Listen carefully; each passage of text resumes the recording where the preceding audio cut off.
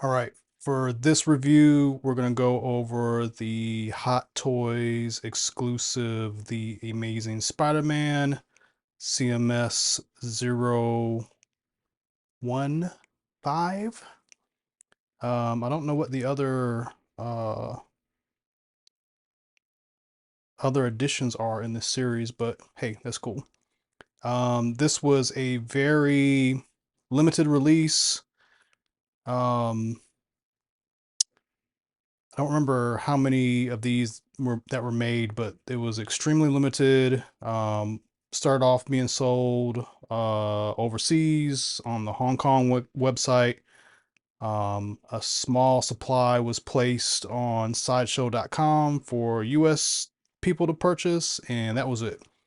I'm not sure why this was such a limited release. Very curious about it because like it's a headline character. You would think they would mass produce a lot of these to make money. I mean, they're in the business of making money, so you make more of them and sell more of them, you can make more money. But instead they did some kind of very extremely, almost like for Sideshow, you could RSVP on the website. Um, if you were lucky enough to see it go live without the RSVP, hey, you could order it. Even if you did get the RSVP, I think it sold out within 15 minutes, maybe less. So you really had to jump on it to get it.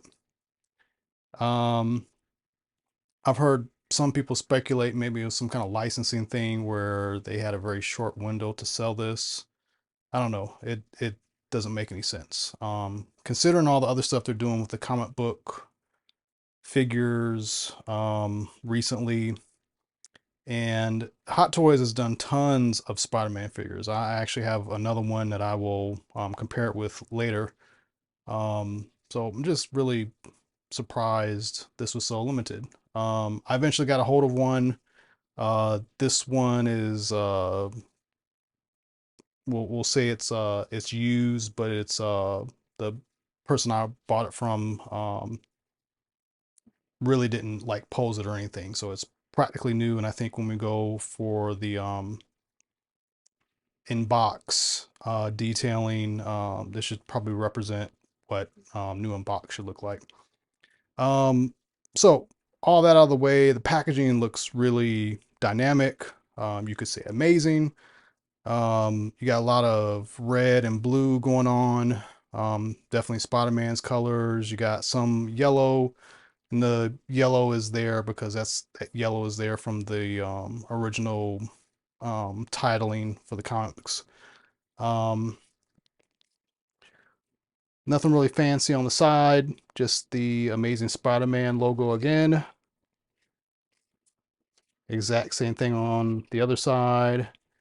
And on the back, you get to see um,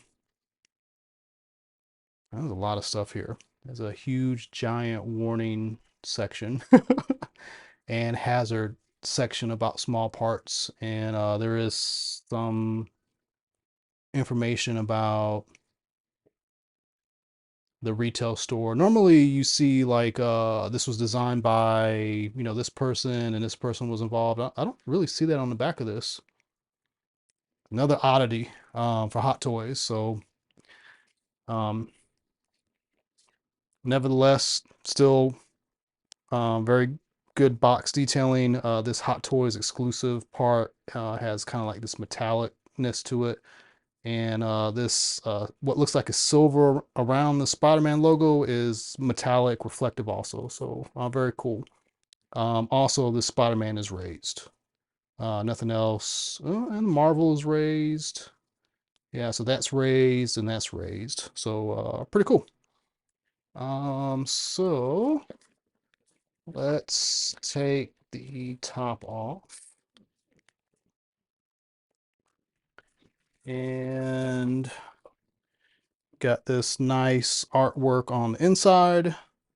Hot Toys does this for almost every um, 1/6 release that they do. This can come out. Oh, and this Amazing Spider-Man is metallic, like a metallic foil. All right. Just leave this like this. Get to see what he comes with in the package. I mean, even this layout looks really nice. Different eye options, camera, webbing, tons and tons and tons of hands, some of the accessories that you're gonna get. So yeah, pretty nice so far. We'll go ahead and take them out of the box and do some more detail here. Okay, so real quick, we've got the pieces for the diorama laid in here. Um, this is cardboard, but it is nice. It is a how do you describe it? It is not just paper. It feels like it's some kind of plasticky type something applied to it. So this is not just like regular plain cardboard. And then you've got a um couple different titles you can use for it. So the Amazing Spider-Man is the comic book look. This top Spider-Man is graphics from the 90s cartoon. And then you get a whip message, which is him shooting his webs. All right.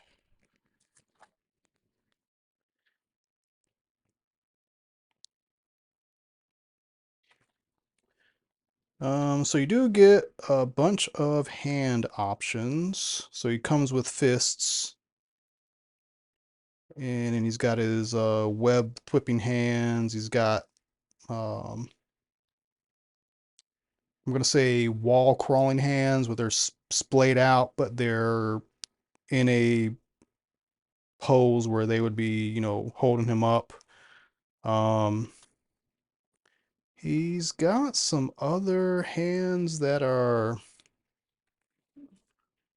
I don't know what to call what the purpose of these are. I'm just gonna pull it out and show you.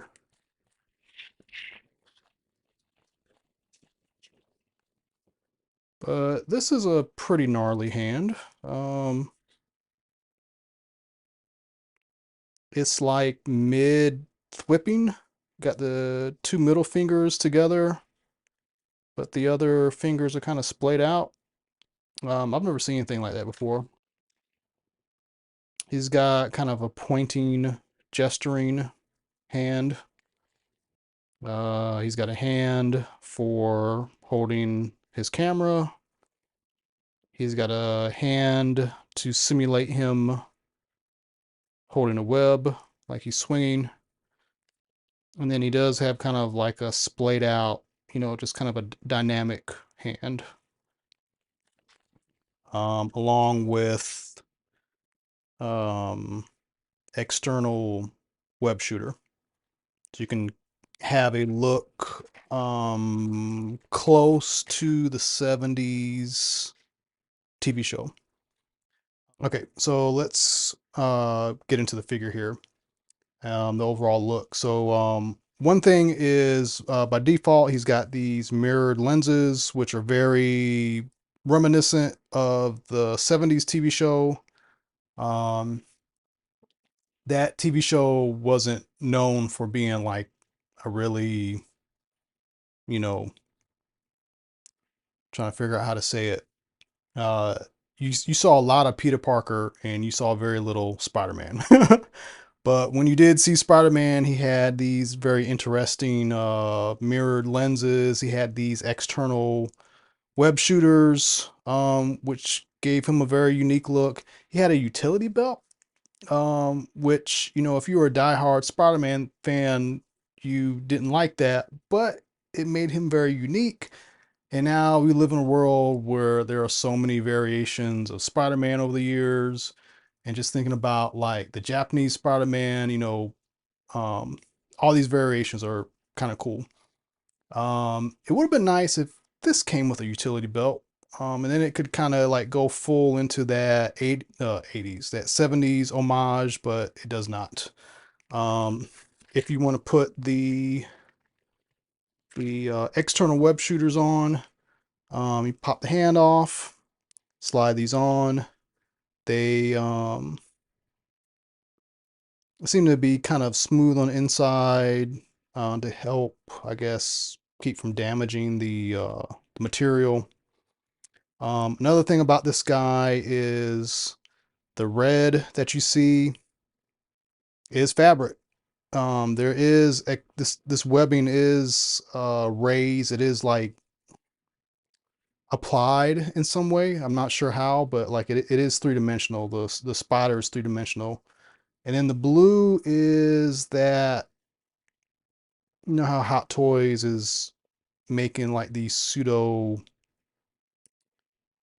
plastic applied fabric, like it's fabric on it. You can tell it's fabric on the inside, but on the outside it is, they've applied some kind of plastic rubber material on top of it.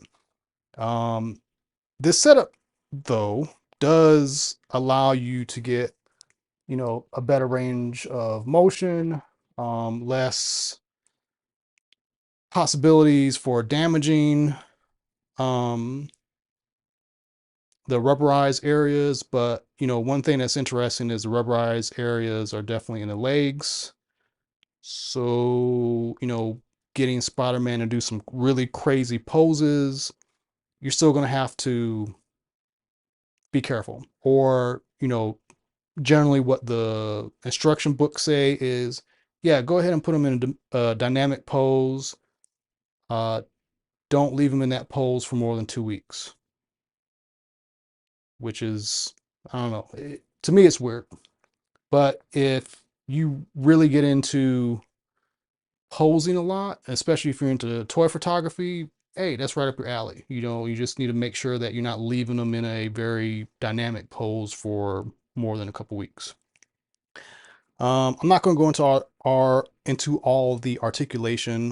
There's a lot of other reviews out there that do a really good job of it, but I'll just note that this is like a complete body. There is no separate head sculpt. This is all like one suit placed on. Um, there are seam lines, but they're in places that make sense and very believable. Just kind of, for lack of a better word, amazing how they've put this figure together. Which again is a real shame that this is a limited edition. Maybe they'll come out with a broader release at some point, but there's been no communication. It's been months since this came out. I'm just now getting a hold of it, so I haven't heard them any plans of, you know, doing another release of this. Um, so yeah, he's pretty cool. Now for some quick comparisons, I only have one other 12-inch Spider-Man. It is also a Hot Toys Spider-Man, and um, here we've got, you know, this is one of, you know, a good example of Hot Toys making like a suit that is fabric like, that has some kind of printed plasticky substance on top of it. Um, this is a good figure. Um, the costume is going to give it, you know, the way that this is created is going to cause you to not be able to get a lot of dynamic posing out of it. Um, I mean, you can, but you're back into the rule set of, you know, don't leave it in a too extreme of a pose for too long. But, you know, it looks nice. You put these things in like a static museum pose, they look excellent. Playing with them, you know, these ain't exactly the types of, you know, figures that you want to play with a whole lot. But having this guy, I don't think I want to get rid of him either. They're definitely two different styles, you know. I would say this is probably more of a, 90s look for Spider-Man. This is more of a 70s, 60, late 60s, 70s look for Spider-Man. Um, so good to have both. If you were going to have one over the other, pricing for people selling these on eBay right now are not that much variance over these. So you can kind of have your pick with whatever version that you want to get. He does come with non-mirrored lenses.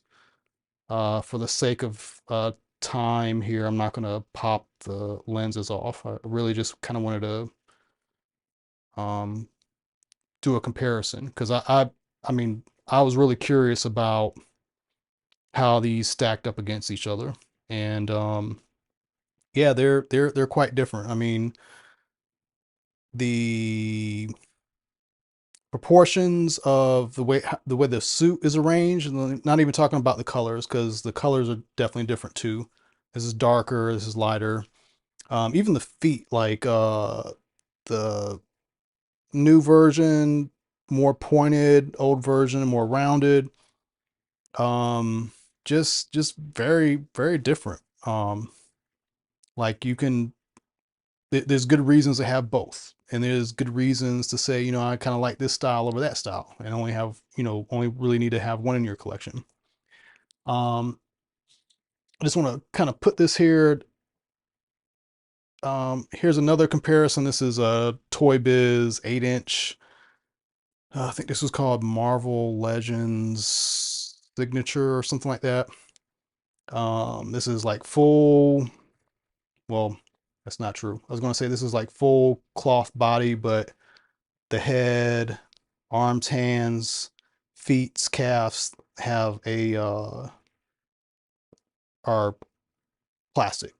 But just to kind of show off what like an old school Mego-ish type figure looks against this. Again, another way to kind of think of this as a homage to like the 70s way of thinking, the 70s design, the 70s materials. Um, yeah. So that is it for the review. I think this is a really awesome figure. Um, the only hang up I've got is the use of the, rubberized material. I will say it is more pliable than this version. So if you plan on doing a bunch of posing with it, it can go through the motions. You're still going to have some limitations, but this is a more posable figure than this guy. The overall look, um, awesome, especially if you're a fan of the original 70s look. And he comes with a lot of accessories. I did not go through all of them. There's a lot of other reviews. I definitely recommend going out there and looking at the other reviews that are out there. There's some really good ones. Um, but yeah, he comes with a lot of accessories, and you can't go wrong with purchasing this guy. So thanks for watching, and tune in for some more reviews.